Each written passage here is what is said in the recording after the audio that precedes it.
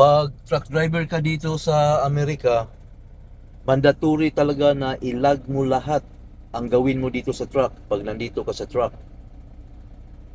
Pakita ko sa inyo ha, ang basic lang ha. Kaya nga, importante talagang pumunta ka sa truck driving school. Isa to sa ituturo sa inyo, yung hours of service. Ito yung mga option, oh.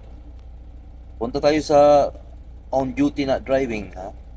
Ayan, pag mag-fuel ka, kailangan ilagay mo rin sa fuel. Kung nag-loading ka, ilagay mo rin sa loading, unloading.